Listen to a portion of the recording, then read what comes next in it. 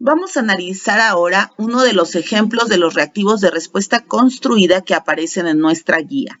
El primer reactivo nos dice, describa un problema de convivencia habitual en los salones de clase de su escuela y explique la manera en que interviene para atenderlo. Lo primero que tengo que hacer es enfocarme en lo que me están preguntando y también identificar las palabras clave que me van a llevar a dar la respuesta correcta. Describa, nos dice aquí, un problema de convivencia habitual. Entonces, ahí ya comienzo yo a pensar, si me dice que es habitual, es algo que sucede constantemente. En los salones de clase de su escuela, o sea que no nada más sucede en mi salón de clase, también sucede en los demás. Y explique la manera en que interviene para atenderlo.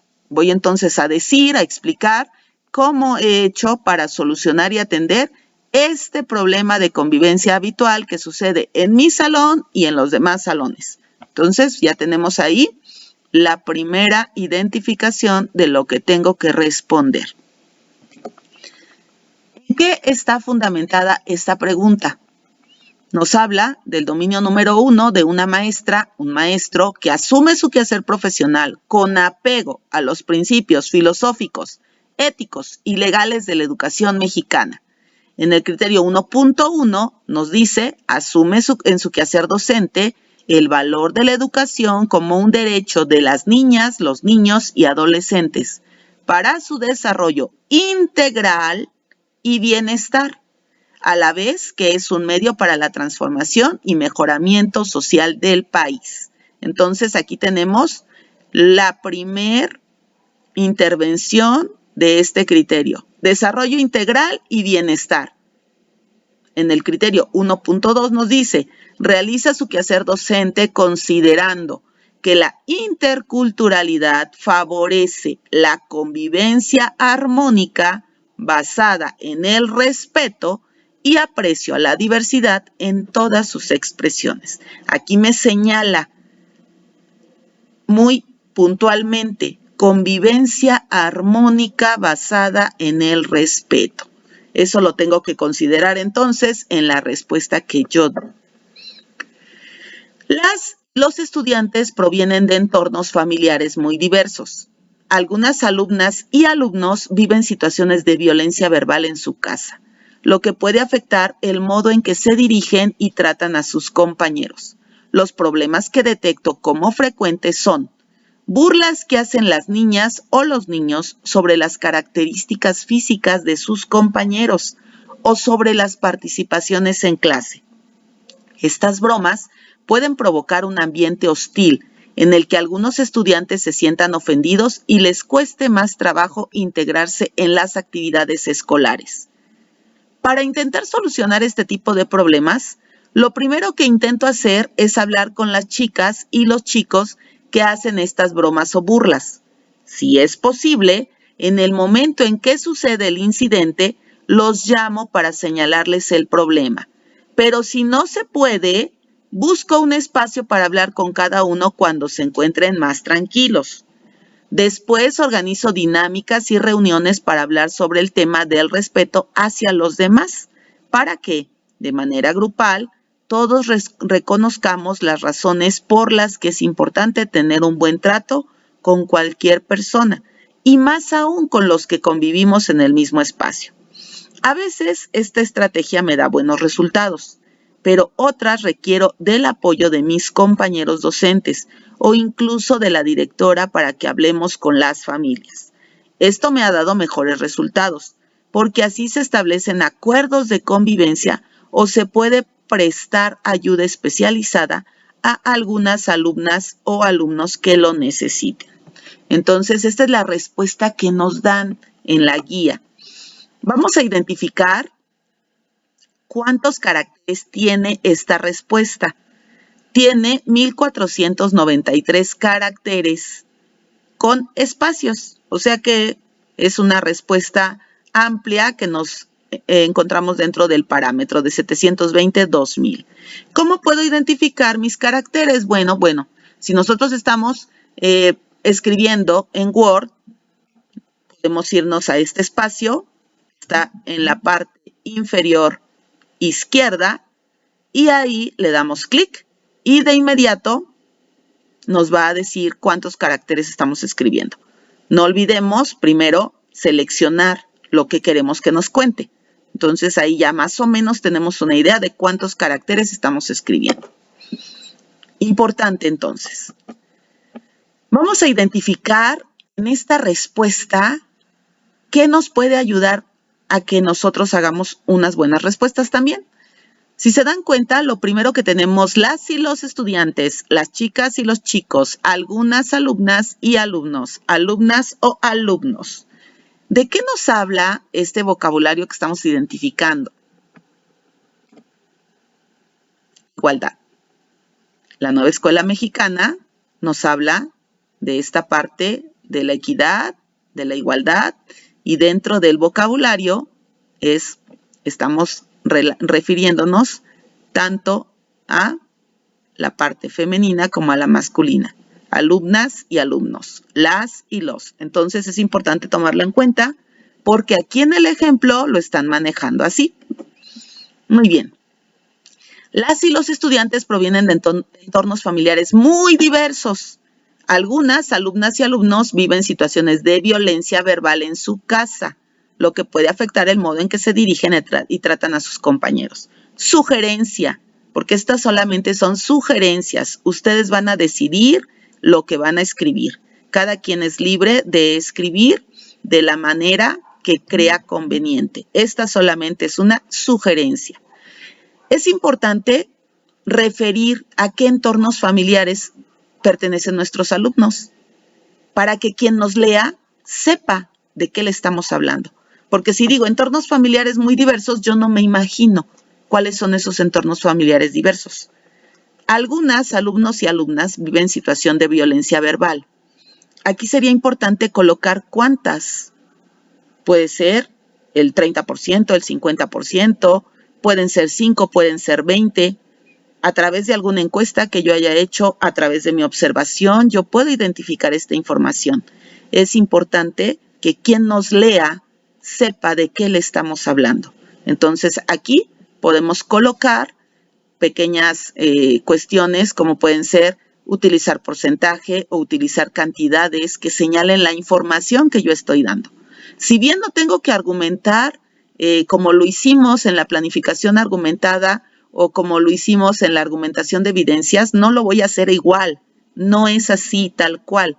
Pero sí es importante que quien nos lea sepa cómo es nuestro salón, cómo son nuestros alumnos, cómo es nuestro entorno y nuestro contexto, para que pueda hacer una mejor valoración. Eso es importante.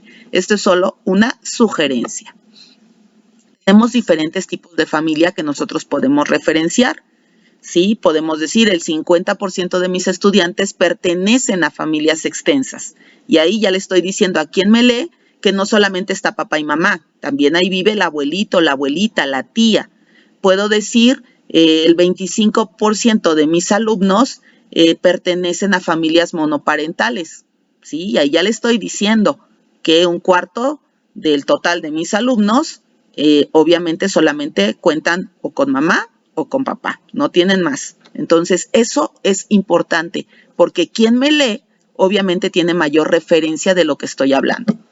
Aquí podemos colocar qué tipo de padres tengo, si tengo padres autoritarios, padres permisivos, qué tipo de padres son con los que estoy trabajando. Pudiera ser si la pregunta lo requiere. En este caso, no podemos decir que así tendría que ser, solo si la pregunta lo requiere. Y obviamente si ustedes lo quieren manejar así. Ustedes tienen información ya importante de sus alumnos. Información que pudieron obtener a través de registros virtuales o que han podido obtener a través del trabajo diario con sus estudiantes. Ya los conocen, porque es parte también de lo que nosotros debemos dominar, el conocer a nuestros alumnos. Y ahí es en este tipo de registros virtuales podemos tener los porcentajes o los totales. Eso nos puede ayudar para tenerlos como referencia, si así lo deseamos. Y entonces yo podría decir que sería más completa una respuesta si colocamos que en el registro de inscripción se identificó un 60% de los estudiantes que provienen de familias reconstruidas. En una encuesta que se realizó en el mes de enero, pude identificar que 10 de mis alumnas y 8 de mis alumnos viven situaciones de violencia verbal en su casa. Entonces aquí ya le estoy diciendo a la persona que me lee quiénes son esos alumnos con los que yo estoy trabajando. Sugerencia nada más. Y entonces así ya pudiera quedar una respuesta más completa y obviamente más focalizada a quien esté leyendo.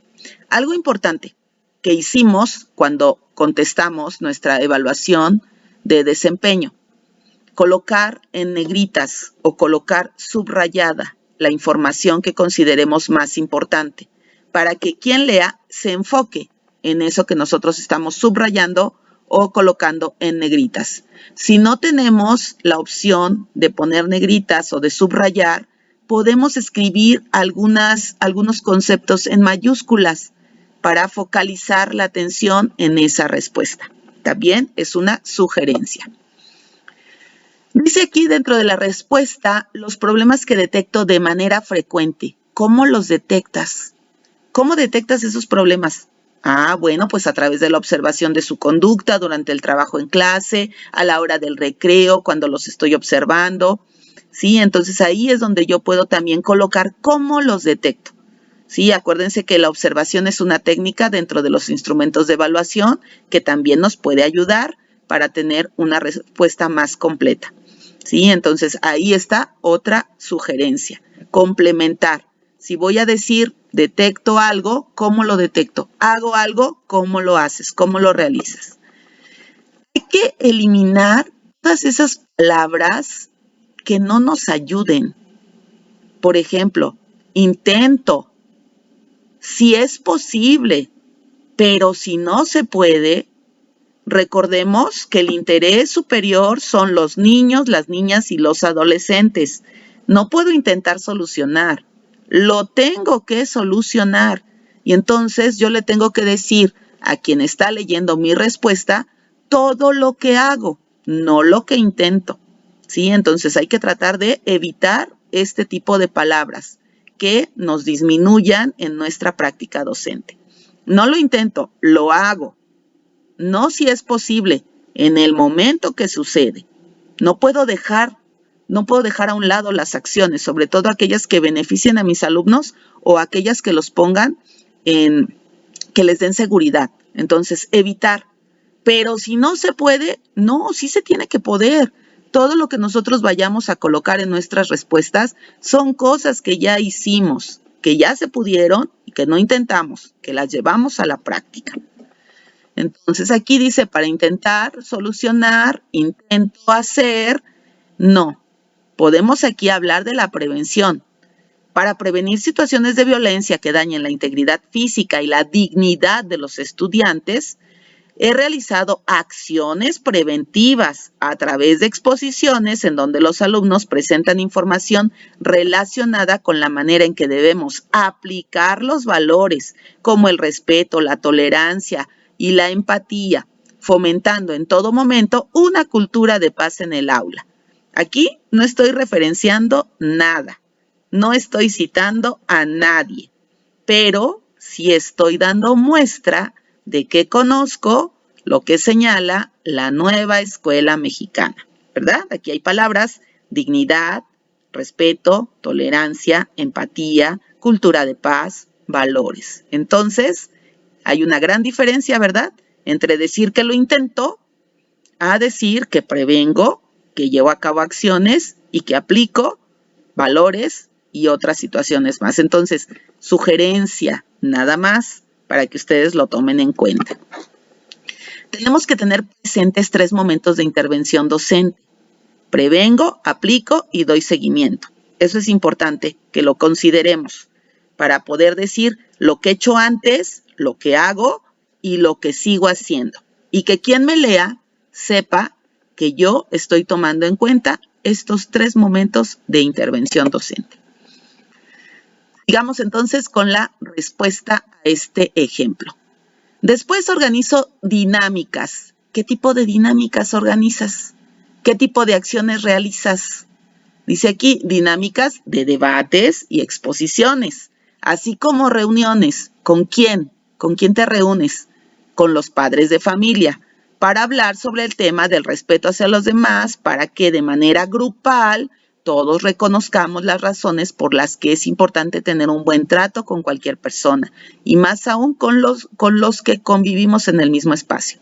Reuniones, ¿con quién? Con los padres de familia, pero también con mis estudiantes. Y en colaborativo hemos realizado nuestro reglamento de aula. Entonces, ahí estoy agregando más a esta respuesta. ¿Qué tipo de dinámicas se han implementado relacionadas con los contenidos que se abordan en el grado? Por eso hablábamos aquí. Si estoy hablando de sexto grado, puedo incluir debates, puedo incluir exposiciones, igual si estoy hablando en secundaria. Si estoy hablando de grados como primero, segundo, pues ahí ya pudiera yo trabajar con aula invertida o con exposiciones también con los pequeños alumnos. Entonces es importante tomar en consideración, si voy a decir que organizo un trabajo, decir cuál, porque eso me van a evaluar. Eso es parte de lo que yo estoy haciendo en mi salón de clase. A veces es otra palabra que debemos omitir, que no hay que utilizarla tanto de forma común. Generalmente, pudiéramos cambiarla, esta estrategia me da buenos resultados.